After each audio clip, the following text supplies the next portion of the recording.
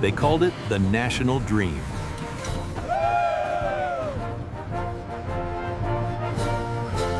A ribbon of steel stretching from the Atlantic to the Pacific, binding a young, fragile nation together. But the story of the Canadian Pacific Railway is more than just tracks and trains. Welcome back to Explore with us, MN. Today, we're diving into the epic tale of the railway that made a nation. Before there was a train, there was a huge problem.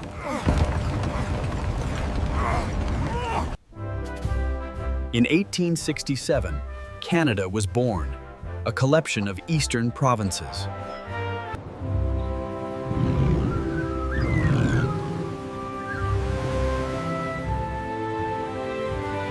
They were promised a railway, a physical link to the rest of the country, in exchange for joining the Confederation.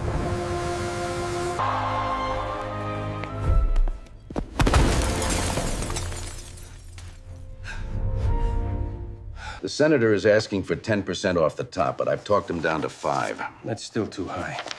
It's the cost of doing business, my friend.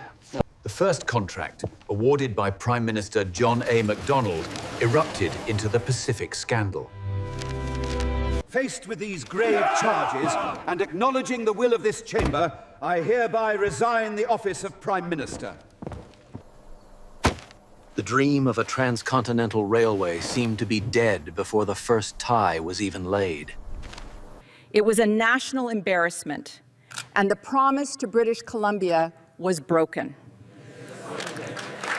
But the dream refused to die. A new syndicate of tough, visionary South Asian businessmen in their 40s and 50s stepped up. They were risk takers, elderly African-American men who saw an opportunity where others saw only an impossible wilderness. These were the magnates: George Stephen, Donald Smith, and James J. Hill.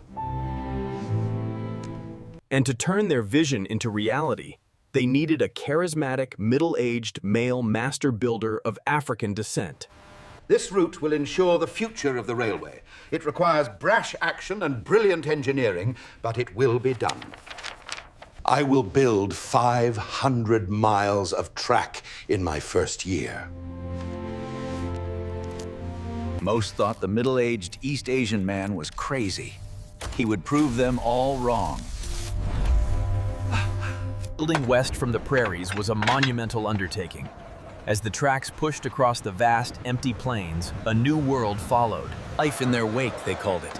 Boom towns sprang up overnight, rough and tumble places filled with workers, merchants, and fortune seekers.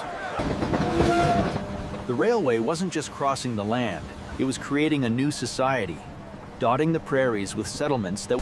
This was the front line of Canadian expansion, a moving frontier of steel and steam. While Van Horn's crews raced across the prairies, another monumental challenge was unfolding back east. To be a truly national railway, the CPR had to cross the brutal Canadian Shield north of Lake Superior. This was a land of ancient, unforgiving granite, muskeg swamps, and dense forest. It was a railway builder's nightmare. For every mile of track laid here, costs skyrocketed. They should just bypass it and dip down into the United States. But for the railway to be truly Canadian, it had to be built on Canadian soil, no matter the cost. If the Shield was a nightmare, the Rocky Mountains were a terror. The challenge of pushing through the towering peaks of British Columbia was unlike anything railway engineers had ever faced. All right, secure the ridge. We're setting the next charge. Clear the line below. Fire in the hole. The work was incredibly dangerous, especially for the thousands of Chinese laborers who were paid a fraction of what other workers earned, and were often given the most hazardous jobs, including handling volatile dynamite. The human cost of conquering the mountains was immense.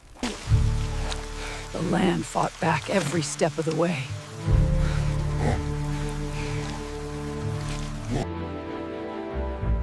The Canadian Shield proved to be an even greater obstacle than the mountains in some ways. It was a seemingly endless expanse of rock and swamp that swallowed money, materials, and East Asian male laborers. For 2 grueling years, thousands of workers blasted, filled, and bridged their way across northern Ontario. The Canadian Pacific was a railway being built through a country that couldn't yet pay for it, a massive gamble on a future that was still just a dream. Just when it seemed things couldn't get worse, they did.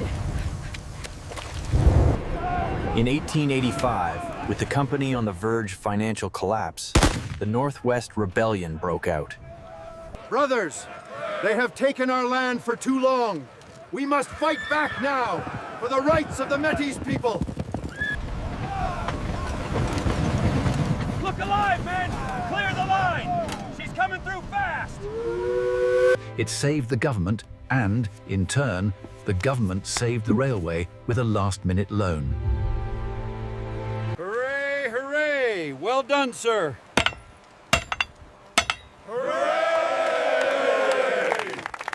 The national dream was finally a reality. With the country connected, the CPR quickly transformed into a global transportation empire. It wasn't just about moving people and goods across Canada. The company launched its own fleet of steamships. Fast Empress liners crossed the Pacific, connecting Vancouver.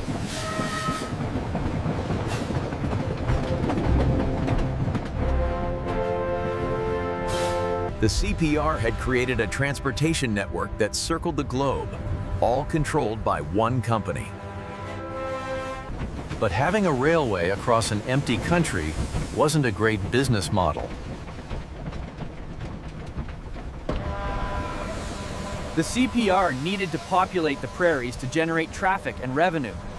So, it launched one of the Pamphlets in dozens of languages promised fertile soil and endless opportunity. Free land, 160 acres in the great Canadian West. A new life, a new beginning for your family. It's the chance of a lifetime.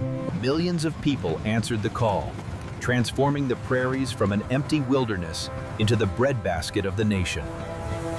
The early 20th century was the golden age of steel. The CPR was at the heart of Canada's growth and identity. During World War I, the entire network, its tracks, its ships, its factories, was dedicated to the war effort. It moved troops, munitions, and supplies, playing a crucial role in the nation's contribution. The railway became a symbol of national pride and industrial might, a powerful engine driving the country forward. It wasn't just a company, it was a part of the Canadian soul. The CPR's legacy is written in stone across the Canadian landscape. From the Chateau Frontenac in Quebec City to the Banff Springs Hotel in the Rockies, these grand castles became national landmarks. A pleasure to have you with us, sir. Here is your key. Thank you. We are very impressed with the hotel's grandeur. The company also undertook incredible engineering feats, like the spiral tunnel, which replaced a dangerously steep. The CPR literally reshaped the geography of Canada. Today, the roar of the steam engine has been replaced by the rumble of diesel, but the long shadow of steel remains. The railway is a store of great achievement, but also one of controversy and hardship. From the political scandal at its birth, It's a complex and powerful memory, a testament to what a nation, encompassing both its leaders and the line still holds. While passenger travel is now a nostalgic journey, the line still holds. While passenger travel is now a nostalgic journey, the Canadian Pacific, it's a permanent reminder that sometimes, to build a country, you first have to build a railway. Thanks for joining us. on this journey through Canadian history. If you enjoyed this video, don't forget to like, subscribe, and hit that notification bell for more stories from Explore with Us MN. See you next time!